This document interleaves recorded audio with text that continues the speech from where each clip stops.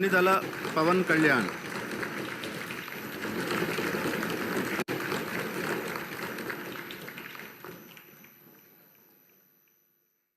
కొణిదెల పవన్ కళ్యాణ్ అనే నేను శాసనసభ సభ్యుడిగా ఎన్నికైనందున శాసనం ద్వారా నిర్మితమైన భారత రాజ్యాంగం పట్ల నిజమైన విశ్వాసం, విధేయత చూపుతానని, భారతదేశ సార్వభౌమాధికారాన్ని, సమగ్రతను కాపాడుతానని, నేను స్వీకరించబోయే కర్తవ్యాన్ని శ్రద్ధాశక్తులతో నిర్వహిస్తానని దైవ సాక్షిగా ప్రమాణం చేస్తాను.